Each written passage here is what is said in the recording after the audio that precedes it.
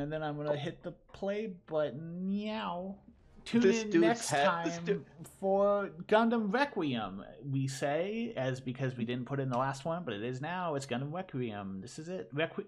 Gundam Requiem for Vengeance. For Vengeance, not for a Vengeance. The Netflix, the 4 or 5 episode. I think it was 6. I don't know. The 6-episode Netflix CG series. Actually, could you double check that? I don't know off the top of my head. I can do that as soon as you click on that link I sent you and check out that man's head. Alright, I'll do it even in recording. How about that?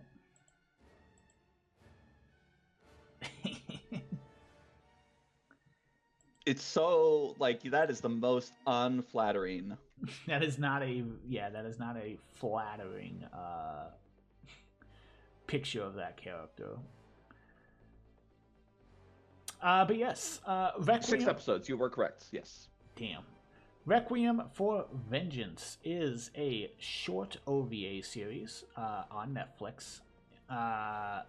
As you can tell, it is a departure from your typical animated Gundams, and that is a CG. And very reminiscent of your some of your later Ghost in the Shells, your Gantz O, and your Final Fantasy Advent Children. Appleseed. Appleseed, too. All 2 people that saw Appleseed. There's dozens of us. Dozens, we say. But yes, so general plot is that it takes place from the perspective of a Zeon force occupying Earth, as they do during the 1-year war. And in the process of occupying Earth as a Zeon force, you come up against Gundams. And boy... Man, I love when the Gundam series focuses on Zeon's perspective of the Gundam. It's so cool, because the Gundam is really terrifying. It really is terrifying, yes. And it is their first encounter with not just a Gundam, it is the first encounter with Federation mobile suits, because they also make mention of seeing the GM for the first time. And yeah, it is basically just following a squad of people that appear, attacked Earth and get absolutely bodied and are then fleeing for their lives. Absolutely bodied to the point where aren't every single one of their all of their Zaku's disabled? Yes. Every single one of most their Zaku's of their squad is killed. Which you may or may not have just seen in the background of this video. But yes, and it is them struggling to survive as they flee, trying to regroup with other Zeon forces. The plot is, I'm going to be real, pretty simple. It is a lot of running from the Gundam. And in the process of, they do try to form a counterattack of sorts to get information on the new Federation mobile suits, the GM, and that goes south as well. And it is then fleeing the planet entirely into orbit, all while being pursued by the Federation. And it's terrifying Gundam. The EX Gundam, I think it's called. The Gundam in this show is a lot like Mr. X from the newer Resident Evil remakes, where he's just always following you. Yes. He's always following you, and when you least expect him, he pops up and is like, he's here, and he's fucking shit up. He's here. Yes, the body count on this Gundam is quite intense. But I mean, plot aside, plot definitely not bad. Characters I quite liked. It's a lot more character focused than plot focused, because like I said, the plot is pretty simple. It is run away and survive. Characters, there's not a whole lot of backstory for most of the characters, but their interactions do feel pretty genuine a lot of the time. And when a lot of them might die, it definitely stings a bit.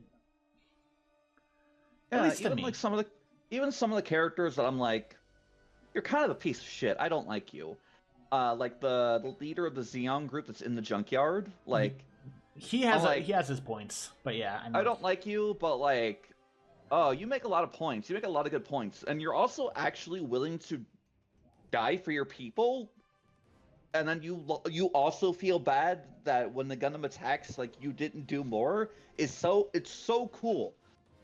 You always get that from the Federation side. You always get like a little bit of, I could have done more, I could have done this, I could have done that, but you rarely ever get that from the Xeon side, which is really cool to see in this. Yes, as a certified Zaku mark myself, the prevalence of the Zaku types in this show made me very happy.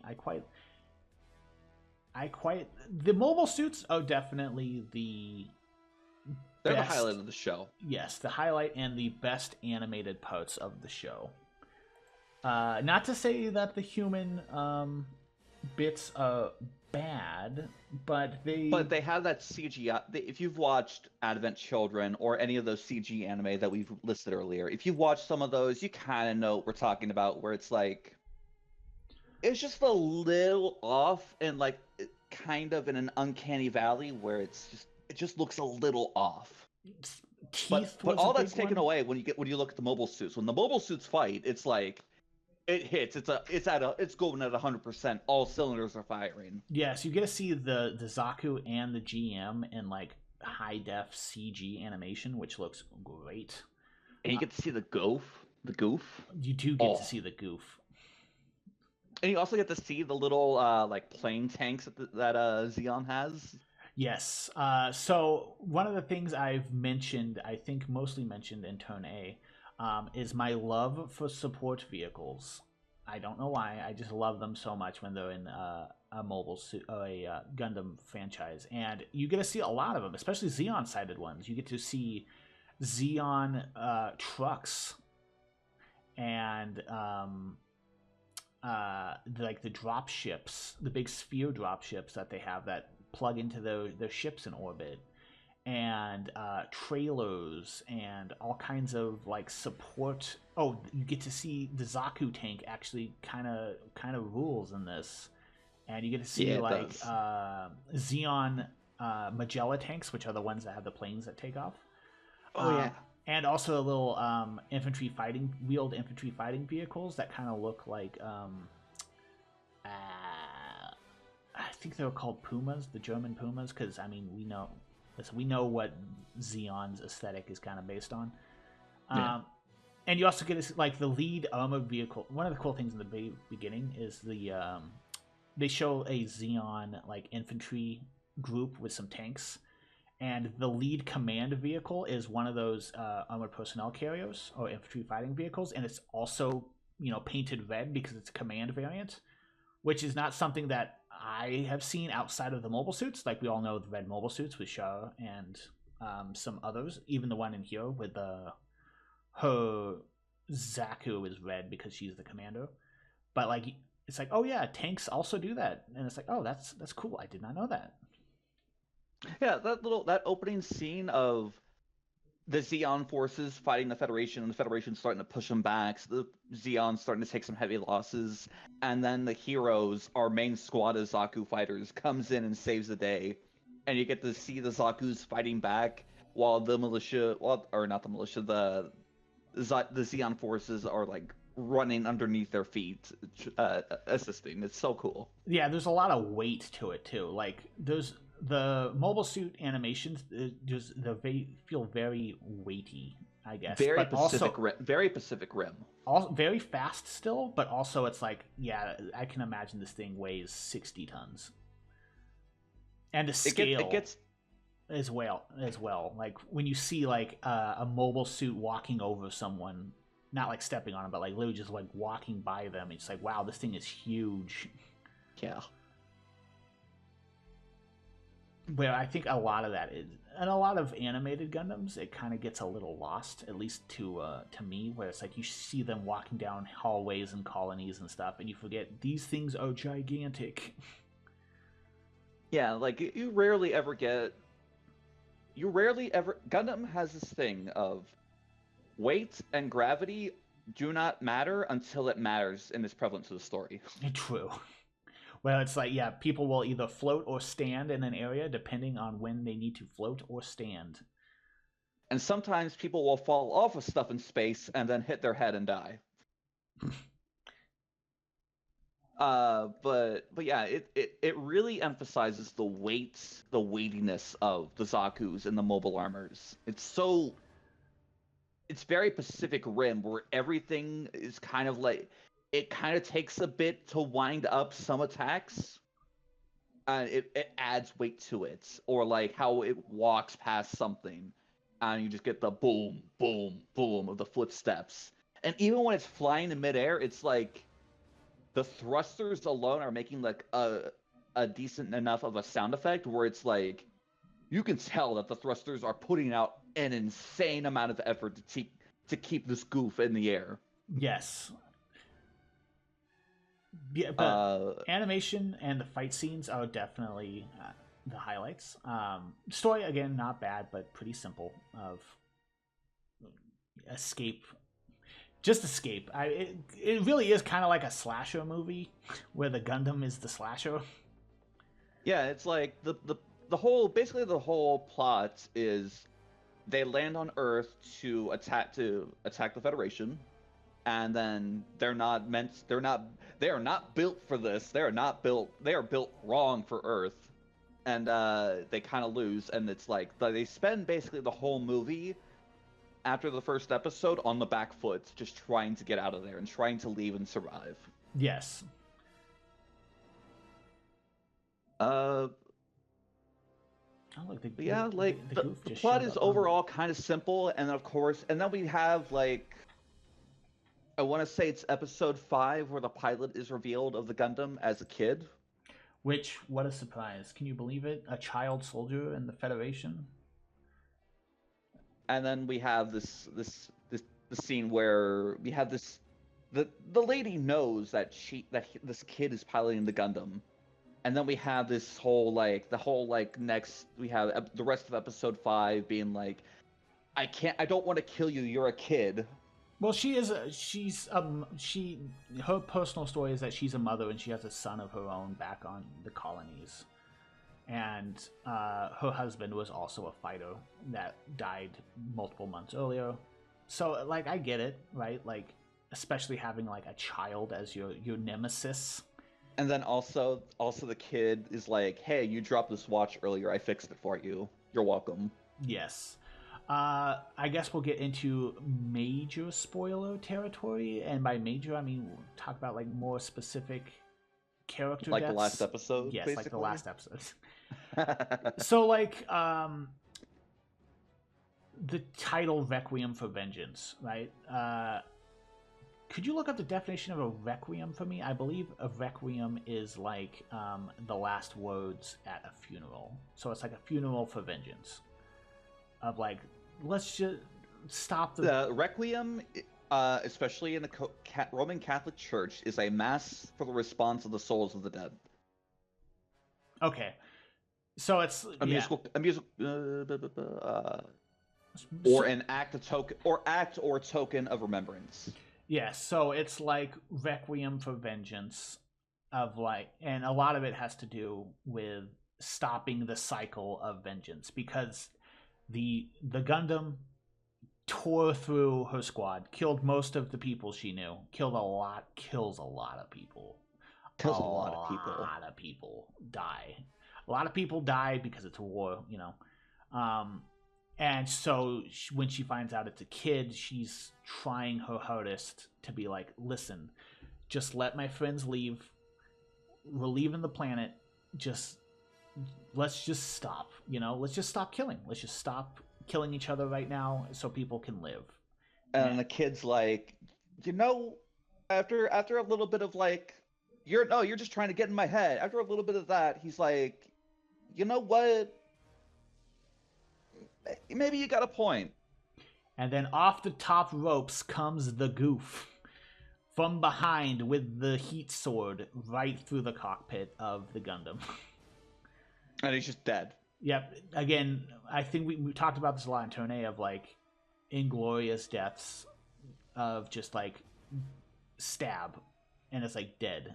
They're gone. They're just gone. There's no last words, no cut into the cockpit as the heat saber goes through to like be like, this dude is dead. Yeah, It's just, you know what, you got it good, and then stab right from behind. And then it's the thing that kind of adds weight to it for me is like she's like, "Why did you do that to the golf pilot?" And they're like, "What do you mean?" He was just a kid. He wasn't trying to attack me. I was finally convincing him to stop attacking. And then they're just like, whatever, nerd, and they just leave. Yeah, and they weren't even like named characters, which I think is also pretty. You don't even see the cockpit. You don't even see inside the cockpit. That you just see like they stab, they pull out, like whatever, lady, and they leave, and that's it. Yeah, it's like you never met these characters. They don't. Well, one of them, I don't know. The one that stabbed wasn't the one that was like, "Oh, my friend just died," which happened earlier in the episode. But it was just some Golf pilots that were just like, "Oh, well, he's dead. Anyway, let's go." Yeah, and it feels very like it does sting a bit, like on purpose, where it's like, "Oh man, that's rough." And she eventually stays behind, and she survives. As for what she's doing on Earth, we do not know, but she's doing something, and it's probably cool. I believe that it's theorized that she goes down to Africa and starts with helping with conflict down there. Yeah, that would make sense. Which, by the way, ties into, I believe, Doran's Island is in Africa. So, is Doran's Island in Africa? I think it's one of the Canary Islands. Because the whatchamacallit, they show some sorry, I'm trying to pull up a video. Well, God dang it. It's a real island. Alegranza is a uninhabited island in the Atlantic Ocean off the coast of Africa. Look at me. And is a province of the Canary Islands. Look at me. It looks exactly like the show. Yeah, I can imagine. But they also show in the beginning of the Doran's Island movie, they showed fighting in Egypt with the desert Zaku's. So, yeah. But yes, and yeah, it was again plot fairly simple. It's a very generic CG show where it looks cool. It's very cool looking. The mobile suit shoot at the Zaku in the face. They do. Which, like, when you look at these CG anime, that's typically what you go for. Is like you look at the action scenes. No one's like, you know what? You know what I liked about Advent Children? When Cloud sat in the church and just talked to people on his cell phone. I love that part. No, you're like Sephiroth versus Cloud at the very end. That was the awesome part. That was the part that everyone remembers. Yeah, and like the fights very good.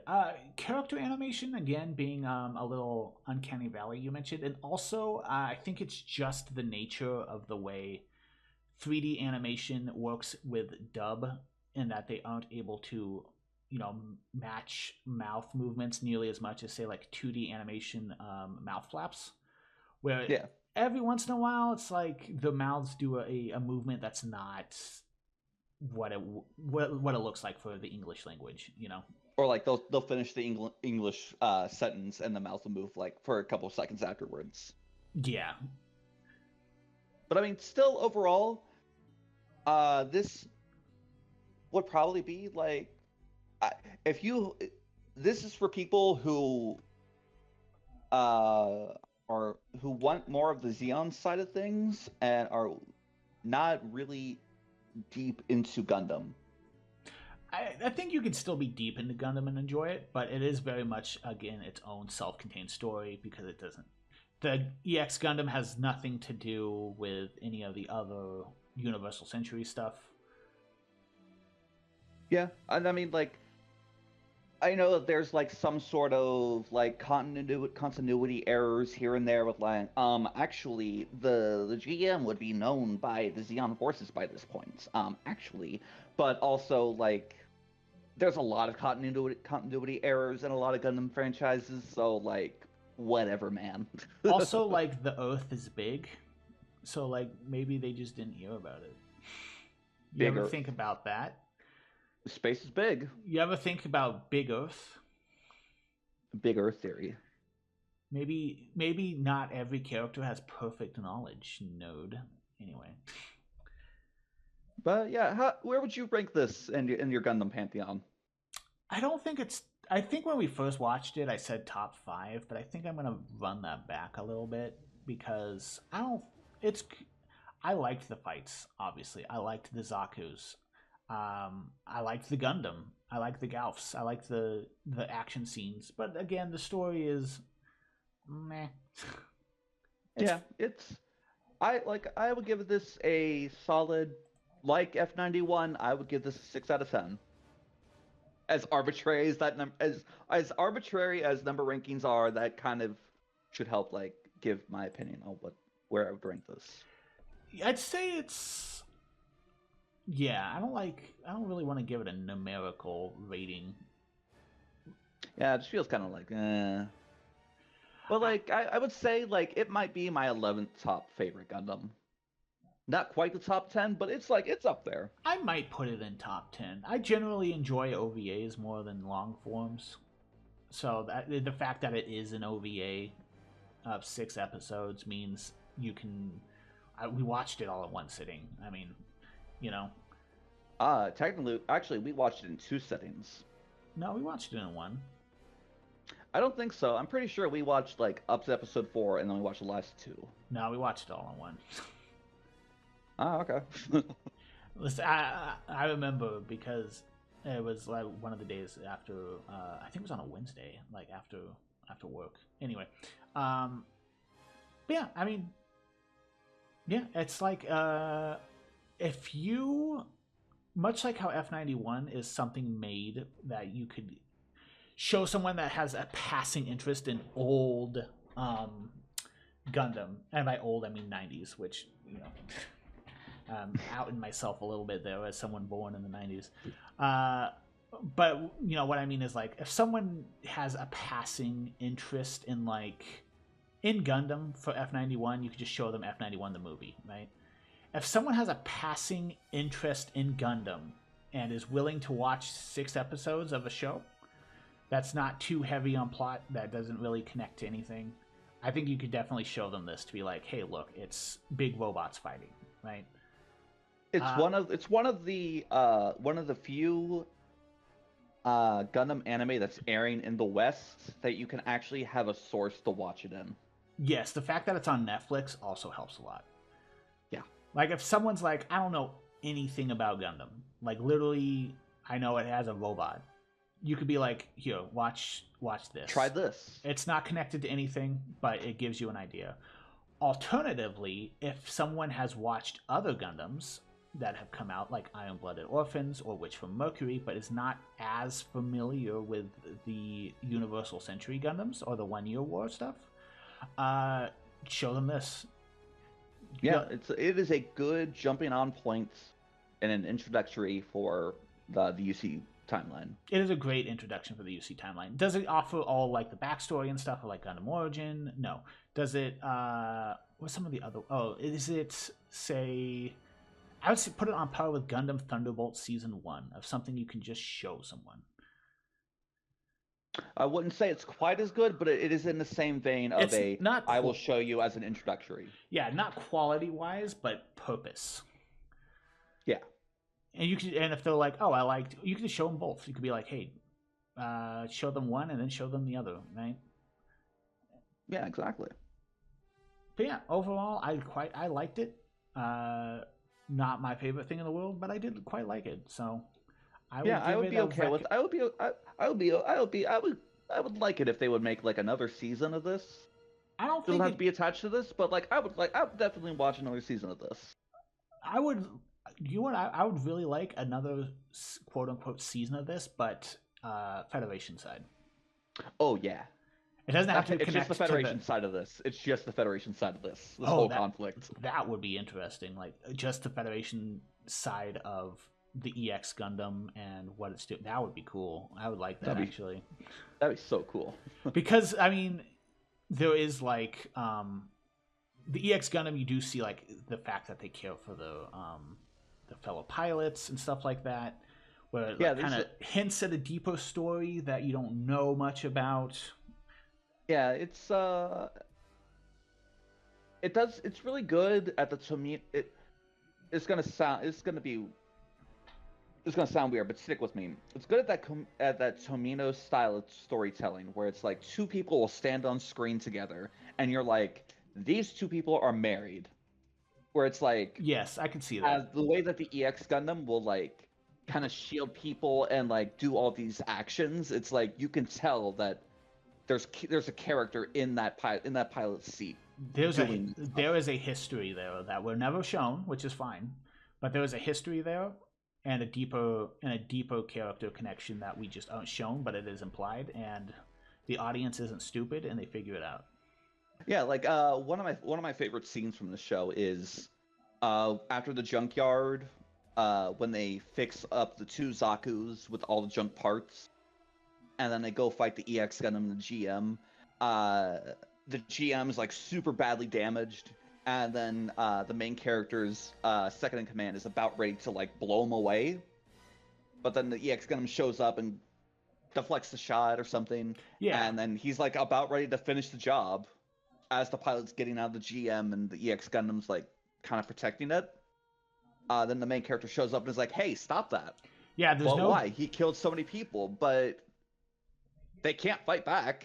There's no dialogue between the EX Gundam pilot and the Zaku's, but just from like quote unquote body language of like there's like the standoff of the leader keeping the second Zaku pilot from destroying the GM, and there's like this little like sort of face off of them standing there, and then the Federation pilots just like leave.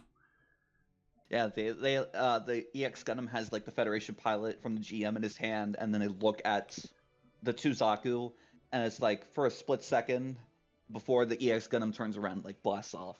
Yeah, I quite like that as well. Yeah, Such a good shot. and yeah, but to reiterate my point, introduction into Universal Century slash just introduction into Gundam, it would do a great job as a recommend. Alternatively, if you just like cool robots fighting each other, you know. Yeah, the cool robots, they fight really good in this. If you're familiar with Gundam and you're like, I want to see some robots fight each other, you're not gonna believe it. Guess what happens? They fight each other. The robots fight each other. It's pretty cool. Yeah. Any final? Not really. I mean, yeah, just give it a shot. And it's on Netflix, which makes it easy to watch. But that was Requiem for Vengeance. Tune in next time where we talk about G Gundam. Oh yeah, we could talk about G Gundam. We'll talk about G Gundam. The G in Gundam stands for Gundam. Gundam.